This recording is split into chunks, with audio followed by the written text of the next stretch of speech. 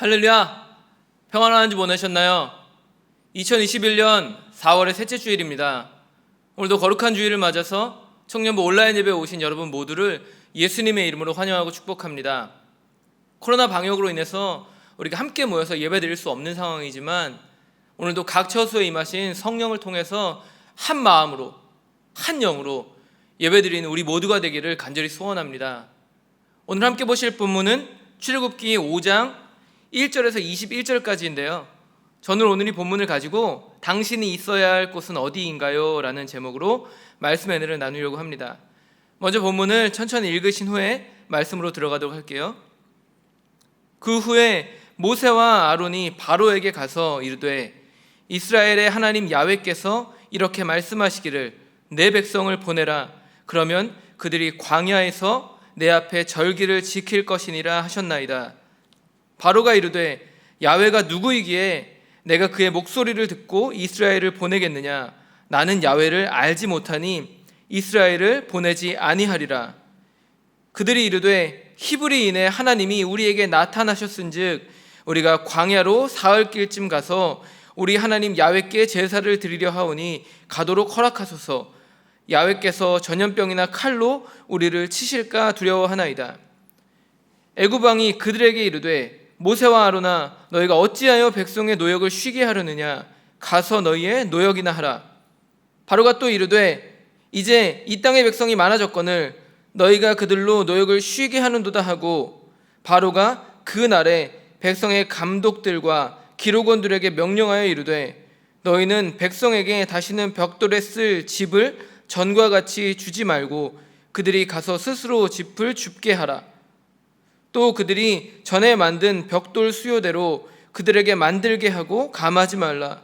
그들이 게으름으로 소리질러 이르기를 우리가 가서 우리 하나님께 제사를 드리자 하나니 그 사람들의 노동을 무겁게 함으로 수고롭게 하여 그들로 거짓말을 듣지 않게 하라.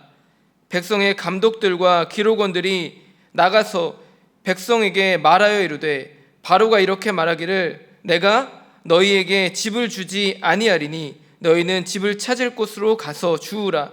그러나 너희 일은 조금도 감하지 아니하리라 하셨느니라. 백성이 애굽 온 땅에 흩어져 곡초 그루터기를 거두어다가 짚을 대신하니 감독들이 그들을 독촉하여 이르되 너희는 짚이 있을 때와 같이 그 날의 일을 그 날에 마치라 하며 바로의 감독들이 자기들이 세운 바 이스라엘 자손의 기록원들을 때리며 이르되 너희가 어찌하여 어제와 오늘에 만드는 벽돌의 수요를 전과 같이 채우지 아니하였느냐 하니라. 이스라엘 자손의 기록원들이 가서 바로에게 호소하여 이르되 왕은 어찌하여 당신들의 종들에게 이같이 하시나이까? 당신의 종들에게 짚을 주지 아니하고 그들이 우리에게 벽돌을 만들라 하나이다. 당신의 종들이 매를 맞사오니 이는 당신의 백성의 죄니이다. 바로가 이르되 너희가 게으르다 게으르다. 그러므로 너희가 이르기를 우리가 가서 야훼께 제사를 드리자 하는도다. 이제 가서 일하라. 짚은 너희에게 주지 않을지라도 벽돌은 너희가 수량대로 바칠지니라. 기록하는 일을 맡은 이스라엘 자손들이 너희가 매일 만드는 벽돌을 조금도 감하지 못하리라 함을 듣고 화가 몸에 미친 줄 알고 그들이 바로를 떠나 나올 때에 모세와 아론이 길에 서 있는 것을 보고 그들에게 이르되 너희가 우리를 바로의 눈과 그의 신하의 눈에 미운 것이 되게 하고 그들의 손에 칼을 주어 우리를 죽이게 하는도다. 야훼는 너희를 살피시고 판단하시기를 원하노라. 아멘. 연어는 강에서 태어납니다. 이후 바다로 나가서 평생을 살다가 알을 낳을 때가 되면 다시 고향인 강으로 돌아와요. 드넓은 바다를 지나 강을 거슬러 오르는 그 시간 동안 연어의 몸은 완전히 만신창이가 되어버립니다. 그런데 왜 그토록 고된 여정을 연어는 감수하면서까지 자신이 태어난 강가로 다시 돌아오는 걸까요? 더 넓은 세상, 그 바다에서 인생을 마감할 수도 있지 않겠습니까? 그런데 왜 하필 그 초라하고 하찮아 보이는 작은 강가로 돌아와서 자신의 인생을 마감하는 걸까요? 그토록 모진 고통을 감당하면서 말이죠. 우리는 그 이유를 어느 한 가지로 단정 지을 수는 없습니다. 그러나 분명한 것은요, 연어가 생명을 품은 채로 돌아온다라는 거예요. 그리고 거기서 수많은 생명을 낳은 뒤에 비로소 자신의 삶을 마감한다라는 겁니다. 저는 이러한 연어의 일생을 통해서 오늘 우리가 있어야 할 자리가 어디인지에 대해서 한번 생각해 볼 수 있었어요. 사람들은 대부분 화려한 인생을 꿈꿉니다. 작은 강가에서 태어난 연어가 드넓은 바다로 나가서 삶을 펼치듯이 사람들도 드넓은 세상으로 나아가서 자신의 꿈을 펼치기를 원해요. 그런데 중요한 것은요, 바로 거기서 생명을 낳을 수 있냐는 겁니다. 어떻게 생각하시나요? 각각의 상황마다 생명을 낳을 수도 있고 또 그렇지 않을 수도 있습니다. 그런데 오늘 제가 여러분에게 이야기하고 싶은 것은요, 만약 거기에 생명이 없다면 여러분 어떻게 하시겠냐는 거예요. 그 드넓은 바다, 그렇게 자유로운 세상을 뒤로하고 초라한 강가로 다시 돌아올 수 있으시겠습니까? 마치 연어처럼 생명을 얻기 위해 거친 강물을 거슬러 오르는 그런 수고를 감당할 수 있겠냐는 거예요. 어떻게 생각하세요? 여러분은 그렇게 하실 수 있나요? 쉽지 않습니다. 현재 누리고 있는 것들을 포기하는 것은요, 결코 쉬운 일이 아니에요. 그러한 포기로 인해서 우리 앞에 엄청난 고난이 다가올 수도 있기 때문이죠. 그런데 중요한 것은요, 만약 거기에 생명이 없다라면 우리가 무슨 수를 써서라도 그곳을 빠져나와 생명이 있는 자리로 다시 되돌아가야 한다라는 겁니다. 물살을 거스르는 연어처럼 그 모진 고난을 뚫고서라도 우리가 생명의 자리로 나아가야만 한다라는 거예요.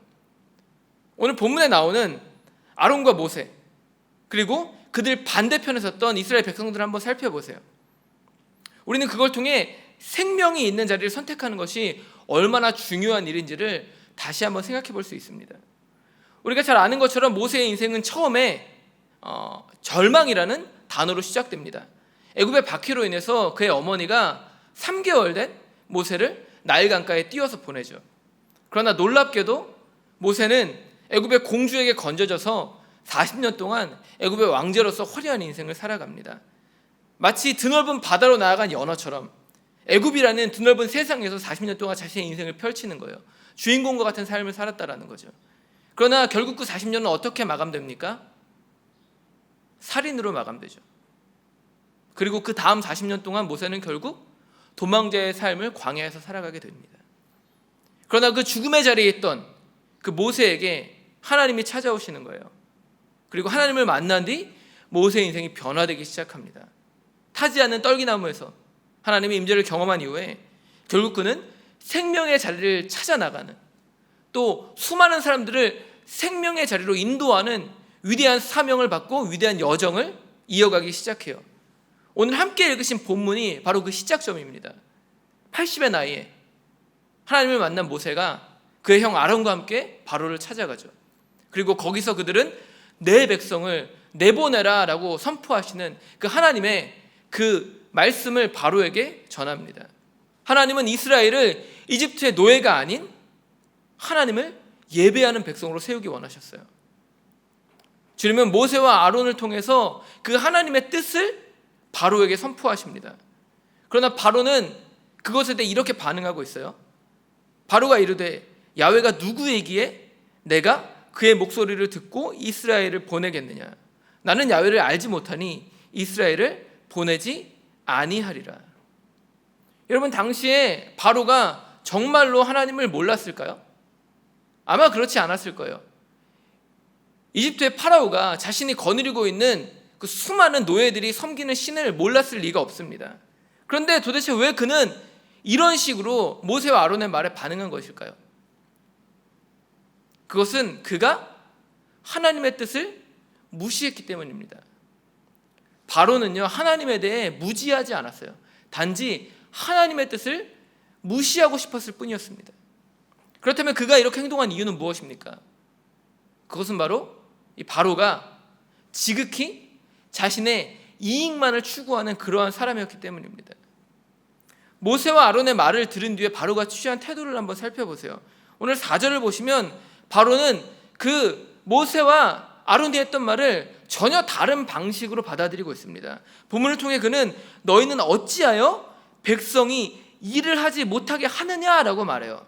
이게 무슨 말인가요? 이스라엘 노예들이 이제 먹고 살만해지니까 게을러졌다는 겁니다. 바로 그것 때문에 그들이 제사를 드린다라는 핑계로 일을 하지 않으려 한다라는 거예요. 오늘 바로가 그렇게 생각했다라는 겁니다. 그렇다면 이에 대한 바로의 처방은 무엇이었죠? 그는 이스라엘 노예들이 다른 생각을 품지 않도록 더 무거운 노역을 시키기 시작합니다. 그러면서 벽돌을 구울 때 사용하는 집을 스스로 구해 벽돌을 제조하라는 그런 말도 안 되는 명령을 그들에게 하기 시작해요. 당시 유목민이었던 이스라엘 백성들에게 있어서 이것은 절대로 감당할 수 없는 일이었습니다. 당시 이집트의 노동 구조를 보시면요, 보통 추수 때에 나오는 보리집과 밀집을 모아두었다가 벽돌을 구울 때 그것을 꺼내서 사용했다라고 해요. 그런데 문제는요, 당시 이스라엘 백성들이 농사가 아닌 양과 염소를 치는 목축업을 하고 있었다라는 겁니다. 그렇게 그들에게는 스스로 짚을 구할 능력이 없었어요. 그런데 바로는 그것을 알고 있었음에도 불구하고 그들에게 이러한 명령을 내립니다. 그러면서도 매일 이전과 똑같은 목표치에 벽돌을 만들라라는 그런 말도 안 되는 명령을 내리고 있어요. 사실상 불가능에 가까운 명령이죠. 바로 역시도 그것을 알고 있습니다. 그런데 왜 이토록 말도 안 되는 명령을 바로는 이스라엘 백성들에게 내린 걸까요? 단순히 그들을 혼내주기 위함이었습니까? 그렇지 않습니다. 그건 바로 그가 이를 통해 이스라엘 공동체를 분열시키고 싶었기 때문이에요. 오늘 본문 8절과 9절은 바로의 그 생각을 이렇게 말하고 있습니다. 또 그들이 전에 만든 벽돌 수요대로 그들에게 만들게 하고 감하지 말라. 그들이 게으름으로 소리질러 이르기를 우리가 가서 우리 하나님께 제사를 드리자 하나니 그 사람들의 노동을 무겁게 함으로 수고롭게 하여 그들로 거짓말을 듣지 않게 하라. 여러분, 이를 통해 알 수 있는 사실이 무엇인가요? 그것은 당시 바로가 모세와 아론을 거짓 선동가로 몰아세우고 있었다는 겁니다. 이스라엘 백성들이 이렇게 말하는 거예요. 너희들이 거짓 선동에 속아서 일하지 않았기 때문에 너희들이 더 가중한 노동을 할 수밖에 없는 거야. 모든 게 모세와 아론 탓이야. 이렇게 이야기하는 거예요. 그래서 백성들을 이렇게 선동해서 실제로 이스라엘 노예들이 모세와 아론을 탓하도록 만들었다는 거예요. 그런데 바로의 목적은 단지 이 분열에만 있는 것이 아니었습니다. 바로는 그 분열을 통해 그들이 품고 있었던 그 독립에 대한 의지를 완전히 꺾어버리고 싶었어요. 다른 말로 하면 그들이 계속 자신의 노예로 살아가기를 바랬다는 겁니다. 그들을 노예로 부리기 위해 이러한 계략을 세웠다는 거예요. 그런데 이것은요, 오늘날 세상이 우리를 미혹하는 방법과도 매우 비슷해 보이는 것 같아요. 우리가 사는 이 땅을 보세요. 세상은 늘 자신의 이익을 위해서 타인을 이용하고 무고한 사람들을 괴롭힙니다. 혹시라도 누군가가 자유를 얻고자 한다라면 그들 앞에 나타나서 그들을 게으른 자라고 몰아세워요. 고난의 이유가 너희가 게으르기 때문에, 너희가 속았기 때문에 그렇게 된 거야 라고 말합니다. 특별히 예수 믿는 자들에게는요, 너희가 신앙생활을 하느라 시간을 낭비했기 때문에, 너희가 그렇게 게으르게 살았기 때문에 그렇게 된 거야 라고 우리를 몰아세울 때가 있어요. 여러분, 그런데 실제로도 그런가요? 아니요, 전혀 그렇지 않죠. 예수님은요, 세상의 종으로 전락해버린 우리를 구원하시기 위해 이 땅에 오셨습니다. 살아갈 이유와 목적을 잃어버린 자들에게 하나님의 꿈을 심어주셨고요, 하나님의 자녀라는 지위를 회복시켜 주셔서 우리를 그 꿈을 향해 달려갈 수 있는 그 힘을 우리에게 허락하여 주셨어요. 그러나 세상은 어떻습니까? 세상은 얄팍한 거짓말로 우리를 이용하려고만 합니다. 그런데 정말 안타까운 것은요, 우리들이 그러한 얄팍한 속임수에 넘어가 버릴 때가 있다는 거예요. 그런데 지금도 수많은 자들이 하나님께 등을 돌린 채 세상에 속아 세상의 노예로 살아가고 있는 걸 볼 수가 있어요. 그런데 문제는요, 그들이 종종 자신들 앞에 놓인 고난을 해석할 때 그것을 하나님의 탓 또는 하나님의 사람들, 다른 자들의 탓으로 돌릴 때가 있다는 겁니다. 이스라엘 백성들이 모세와 아론을 원망했던 것처럼 자신들을 생명의 땅으로 인도하려 하는 사람들, 적과 꿀이 흐르는 땅으로 인도하려는 사람들, 그들에게 모든 탓을 돌려버릴 때가 있다라는 거예요. 심지어는요, 그 생명을 주신 하나님을 탓하며 원망할 때가 참 많이 있다라는 겁니다. 그런데 여러분, 진짜 큰 문제는 무엇입니까? 진짜 큰 문제는요, 그 원망과 불평이 우리들을 더 깊은 죽음으로 몰아넣는다라는 거예요. 그걸 통해 얻을 수 있는 것은요, 결국 바로라는 세상의 노예가 되는 길밖에 없습니다. 출애굽기 2장 23절을 한번 보세요. 성경은요, 하나님이 고된 노동으로 인해 울부짖었던 그들의 신음소리를 들으셨다라고 말하고 있습니다. 그런데 이때 그들은 어떤 선택을 합니까? 하나님을 찾았나요? 하나님께 부르짖었습니까? 아니요. 그들은 부르짖어야 할 대상을 잘못 고릅니다. 본문을 자세히 보세요. 오늘 본문 15절은요, 당시 이스라엘의 기록원들이 바로에게 호소했다라고 말하고 있습니다. 이것은 문자적으로 해석하면 바로 앞에서 그들이 울부짖었다라는 거예요. 자신들의 신음소리를 들어주시는 하나님을 외면하고 바로 앞에서 울부짖기 시작했다라는 겁니다. 그런데 문제는요, 바로가 그들의 소리를 듣지 않았다라는 겁니다. 오히려 바로는요, 그들에게 더욱 무거운 짐을 지워요. 그러면서도 그들에게 철저하게 노예로 살도록 그들에게 강요를 했다라는 겁니다. 그러나 하나님은 어떻게 하셨습니까? 하나님은 그 순간에도 그들의 탄식과 울부짖음을 듣고 계셨어요. 그들이 하나님을 향해 부르짖지 않았는데도 불구하고 하나님은 그 소리를 다 들으셨습니다. 여러분, 출애굽기 2장 23절을 다시 한번 보세요. 거기에는요, 그들이 누구에게 부르짖었는지에 대한 그 대상이 정확하게 나오지 않아요. 여러분, 이게 뜻하는 바가 무엇인가요? 당시 그들의 부르짖음이 대상 없이 내뱉는 철저히 개인적인 탄식에 불과했다라는 겁니다. 그런데도 하나님이 그걸 들으셨다라는 거예요. 그리고는 아브라함과 맺은 그 언약을 기억하셔서 그들을 구원하시기로 작정하셨다라는 겁니다. 그런데 그들은 어떤 선택을 합니까? 안타깝게도 그들은 자신들을 자녀로 부르신 하나님의 은혜의 손길을 거부해요. 그리고는 들어주시는 하나님이 아니라 듣지 않는 바로를 향해 울부짖기 시작합니다. 그걸 통해 하나님의 자녀가 되는 특권을 버리고 바로의 노예가 되는 그 절망적인 삶을 스스로 선택합니다. 여러분, 근데 정말 안타까운 건 뭔가요? 그들이 이러한 선택을 했음에도 불구하고 자신들이 스스로 옳다라고 여겼다라는 거예요. 20절을 보세요. 그들은 바로에게 애타게 호소를 하고 나온 뒤에 아무것도 얻지 못하고 밖으로 나오죠. 그리고는 거기서 모세와 아론을 만납니다. 그런데 그때 그들이 내뱉은 말은 무엇입니까? 21절을 보시면 그들이 이렇게 말하는 걸 볼 수 있어요.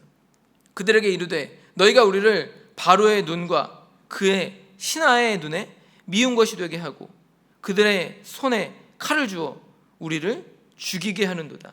야훼는 너희를 살피시고 판단하시기를 원하노라.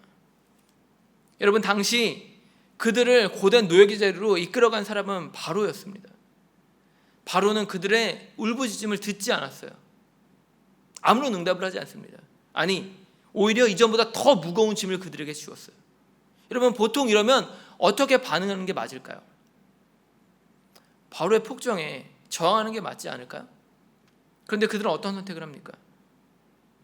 바로의 말에 현혹되어 모세와 아론을 원망합니다. 그러면서 하나님을 그 자리에 끌어들여요. 모세 아론에게 이렇게 말하는 거예요. 야훼는 너희를 살피시고 판단하시기를 원하노라. 여러분, 그들이 당시 하나님을 믿었나요? 아니요. 그들이 믿는 건 바로였어요. 그런데 그들이 지금 이렇게 말하는 겁니다. 하나님이 너희를 판단하기를 원한다.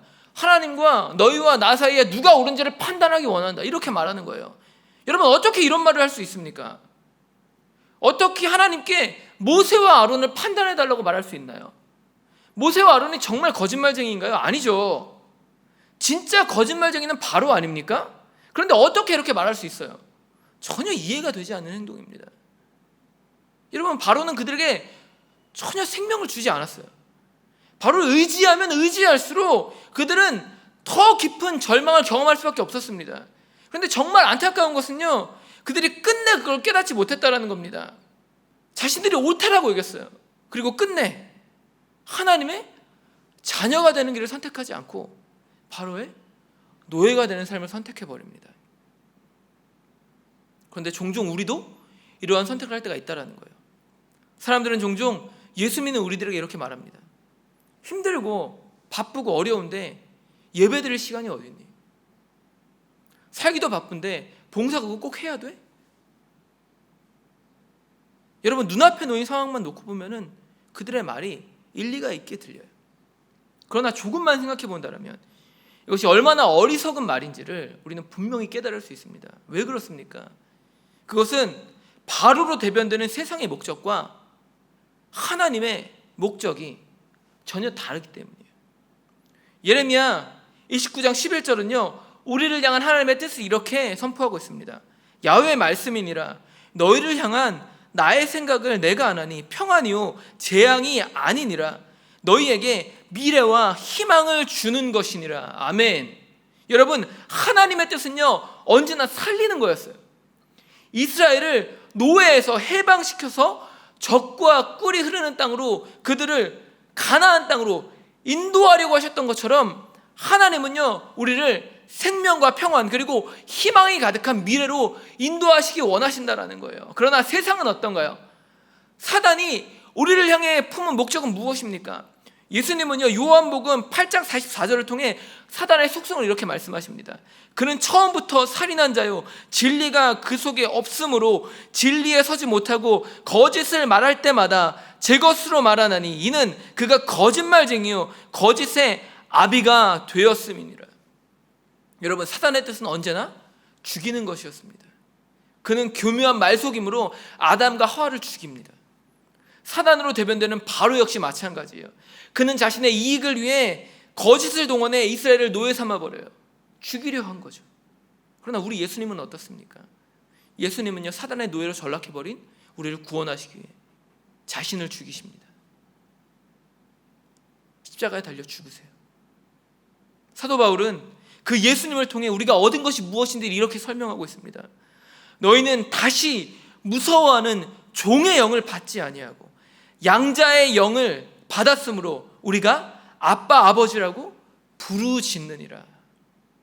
여러분, 세상의 종이었던 우리를 구원하시기 위해 예수님이 십자가 달려 죽으십니다. 그리고 우리에게 양자의 영을 부어주셨어요. 하나님의 자녀가 되는 특권을 주십니다. 우리가 언제든지 힘들고 어려울 때마다 언제든지 하나님을 향해 아빠, 아버지라고 부르짖을 수 있는 그 특권을 우리 가운데 허락하여 주셨다는 거예요. 잃어버렸던 하나님의 자녀라는 지위를 회복시켜 주셨다는 겁니다. 무엇을 통해서요? 자신이 십자가 달려 죽으신 그 은혜를 통해서, 죽음을 통해서 우리에게 생명을 주셨다는 거예요. 여러분, 그러므로 오늘 우리가 가장 소중하게 여겨야 될 것은 무엇입니까? 바로 생명이죠. 하나님이 우리 가운데 주신 생명, 예수 그리스도를 통해서 부어주신 그 생명의 은혜, 그것을 우리가 값지게 여겨야 된다는 거예요. 그것을 우리의 삶의 최우선적인 가치로 삼아야 된다는 겁니다. 그것을 위해 하나님 안에 머무르셔야 해요. 하나님이 원하시는 자리에 머물러야만 합니다. 하나님의 은혜로 이스라엘은 결국 애굽을 빠져나옵니다.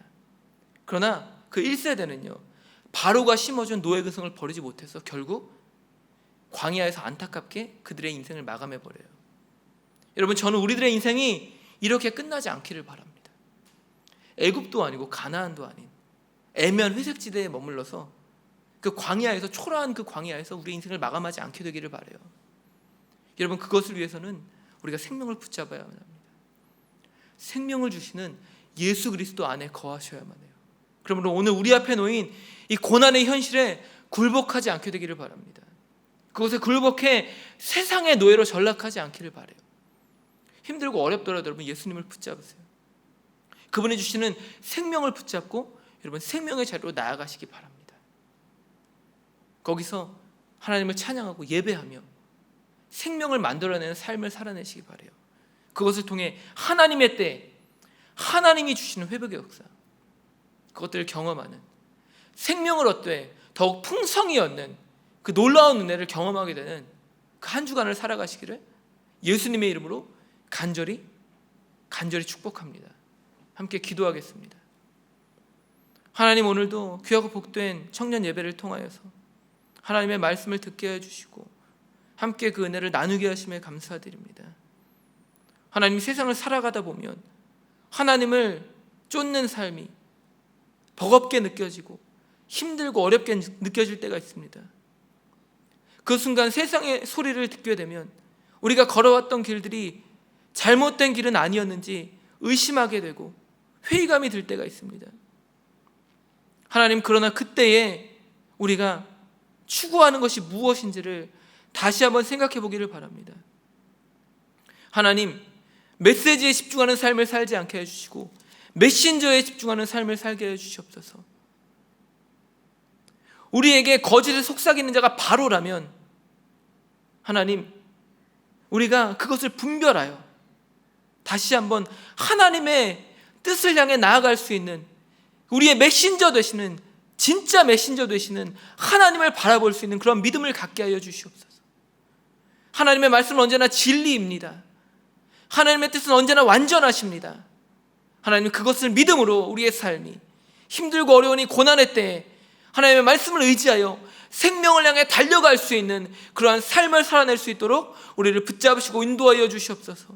그것을 통하여서 하나님이 예배하시는 그 적과 꿀이 흐르는 가나안 땅으로 들어가기 위하여 날마다 하나님 앞에 무릎 꿇고 기도하며 찬양하며 예배하며 그렇게 하나님의 손을 붙잡고 하나님과 동행하는 거룩한 삶을 살아낼 수 있도록 우리 청년들을 붙잡으시고 인도하여 주시옵소서. 그것을 통하여서 광야를 지나 적과 꿀이 흐르는 땅으로 들어가게 하실 그 주님의 은혜를 찬송하며 하나님이 우리를 회복시킬 것을 믿고 의지하며 오늘도 우리를 사랑하여 주시는 우리의 그 작은 신음소리까지 다 듣고 계시는 그 우리의 구원자 나사렛 예수 그리스도의 이름으로 감사하며 간절히 기도드렸습니다.